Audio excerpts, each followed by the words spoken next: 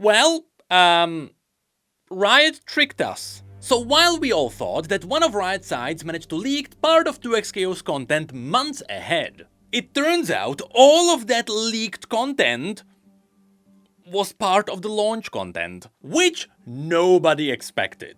But that is also exactly what makes this sad. Because you see, last week, while all of Riot's social media talked about Teemo coming into 2xKO, as well as all the arcane skins and the fact that the game would be properly launching soon, well, one of Riot's regions managed to talk about Warwick instead of Teemo. In that video where we talked about it, I joked about how that entire situation had to be a nightmare for the marketing team. Because if Warwick was planned to release in 2 months, how would you even tease him? But now, the truth came out. Warwick was planned to be part of the launch roster from the very beginning. Which sucks even more, because can you imagine the reaction to seeing Warwick in the cinematic if he wasn't leaked? Oh well, one social media post managed to get rid of all of that. Thankfully for us though, that means that there are 3 things we can talk about. The release of 2xKO, the cinematic, and skins. So let's start chomping through these. As much as people memed about the tiny roster of 2xKO,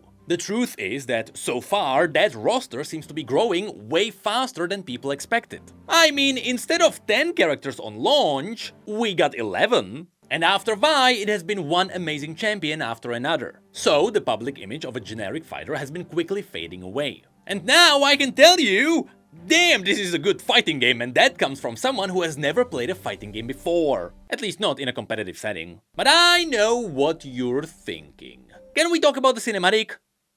Sure. So yes, as part of 2xKO's launch, we also got one big cinematic. I mean, that cinematic is 4 minutes long. And it is full of cool Easter eggs. For example, the theme that you can hear in that cinematic was originally teased about 2 years ago when the official reveal came out. But also, if we have a look at the cinematic, we have to point out the fact that I don't think this is canon at all. I mean, think about it for a second. Looking at this game, you are essentially supposed to make a cinematic for Super Smash Bros. It is kinda hard to do that canonically unless you just pick out the fantasy setting of the characters. Which wouldn't really make a great trailer for a fighting game. So yes, I am pretty sure all the champions fighting each other is not canon. But this cinematic is still hiding a lot of references to that canonical lore. So now, let's have a look at what we can find. This all starts with Yasuo in Piltover fighting Echo. No matter how you look at the timeline of Yasuo, it is extremely unlikely for him to be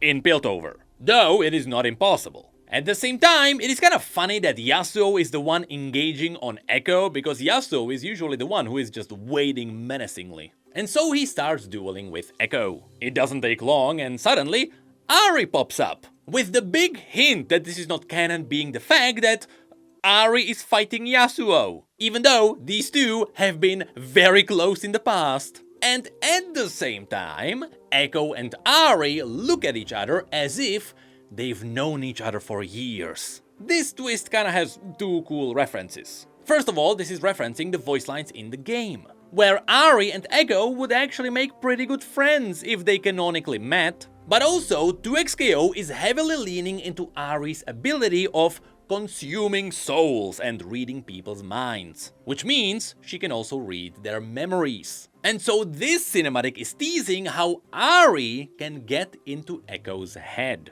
which also inherently means that she potentially invited Echo into her head. More importantly, she kinda reflects her past in him. And so this all starts with young Ahri. Assuming this is the canonical past of Ahri, that would mean that we are currently in Shenzhen, somewhere in Ionia, which is where, when she was young, she was hunting animals and occasionally she met hunters. Now in her lore, we didn't really get too much detail on what she really did in that time period, but we know that she met a few hunters, one of them was wounded, she consumed his souls, and ever since then she was able to start speaking human. And as she did this more and more, she became more civilized, but she was still a predator on the inside. But that's kinda all we learned. So this cinematic seems to be expanding on it. Here we can see some Ionian children, and we can see how eventually they grow up into proper hunters. hunters which could be interested in Ari, who is a very special species. As far as she knows, she is the last living Vasani, which then immediately goes into Echo, saving kids in the depths of Zone. Now the goon you can see here can be actually found on the Piltover arena in the game, with the kids being present in the Firelight arena. In fact, people managed to already data mine the models, and this kid is called Alex. And so Echo keeps doing what he does and he keeps saving kids. After which there is a foreshadowing of what comes next. As you can see, this is a memory that is deeply troubling Echo. After which the cinematic teases what's actually happening. Even though these two champions are from totally different regions and they have totally different lives, they can relate to each other. After which we go back to the battle that's actually happening. Here, all I can really say is that the choreography is really good in this fight. And so far, Echo and Ari are fighting Yasuo, who is alone. So then we go back to the subconscious thing, where, through Ari's mind shenanigans, Echo can experience Ari's world. And while this isn't something that canonically happened, I think, this sequence is still full of Easter eggs. For example, this place is a reference to Ionia's original art piece that can be found on the universe. This is one of the red swampy fields also found on the universe. And this kinda reminds me of the Stellarcorn place, which I am pretty sure should be on Targon, so let's ignore that one. After which Ari decides to jump off of a cliff to tease Echo. But she accidentally triggers his PTSD, because he has seen that before with someone else. So he freezes time and then he stops, because he realizes everything is fine. After this, Echo notices the subconscious nightmares that Ari has about the hunters. And so in this merging of subconscious worlds, Ari can then experience Echo's world. And so she first joins the Firelights, after which we can see Alex and Sasha in the background, with Sasha being the blue-haired girl that can also be found in the arena. And as they explore Echo's world, Ari manages to find a glimpse of his nightmare too. But this one gets revealed later. First they all drink a suspicious, totally not a shimmer drink in Zone, then they howl from the very top of it, which then transitions into a battle where the two are now completely in sync. And that's when the cinematic shows us what Riot wished would not leak. Of course, we are talking about a tag team game, and so Yasuo is not alone either, because his partner turns out to be Warwick. Again, I don't think this is canonical. And before Echo and Ari can do anything, Warwick just wrecks them all. Although, I have to say, now that I know the game's mechanics, this entire fight is full of references to the moves in the game, as well as the fact that Yasuo and Warwick play off of each other in mid-air. But then we get a very cool and quick reference to League. Because in League, Warwick has a special voice line against Echo, where he says that if he rewinds too far, he'll end up in his teeth. And so Echo rewinds and he ends up in his teeth. And then we go back to the PTSDs that the two have been dealing with. So first, Ari had a pretty bad experience with the hunters, which is what Echo witnessed. And no, I don't think the masks are related to Kindred. They are likely just the basic Ionian masks. And it turns out that bad experience with the hunters is there because Ari was forced into killing them all. And of course, from the canonical lore we know that Ari always struggled with her hunger for human souls. And on the other side, we can see that Echo's trauma comes from the fact that no matter how many times he rewinds, there was a moment where he couldn't save one of the Zonite kids. Now, while this is not the one character from Echo's original lore, and it is not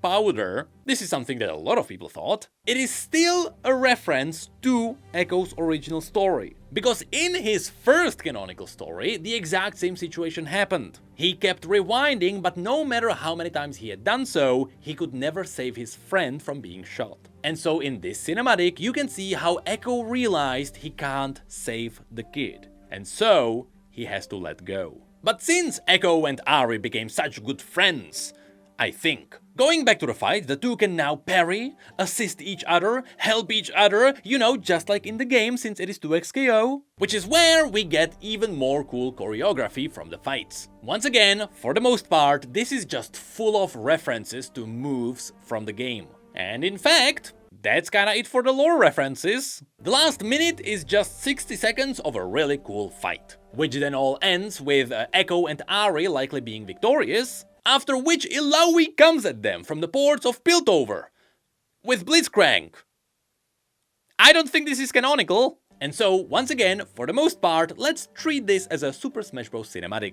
It's supposed to be cool. But that's it for the cinematic, so now let's talk about the last thing that people are talking about a lot. And that is, of course, the one thing that always comes back, monetization. So it turns out 2XKO is a Riot game. And so you can expect exactly that. I mean, in League, we used to get cheap skins and expensive skins, which then got mushed together, and now we just got a higher priced skins.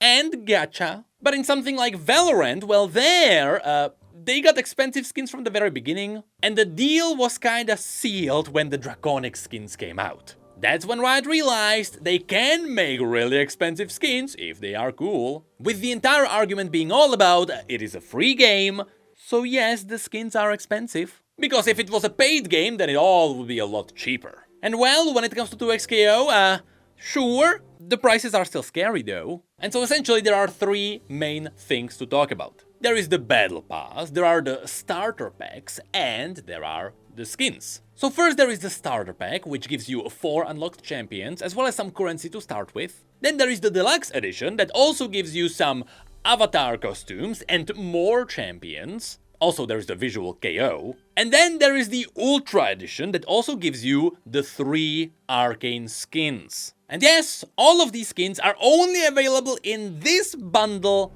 for $100. You cannot buy them separately. And that is for one reason. These starter packs are essentially supposed to be, what if the game was paid?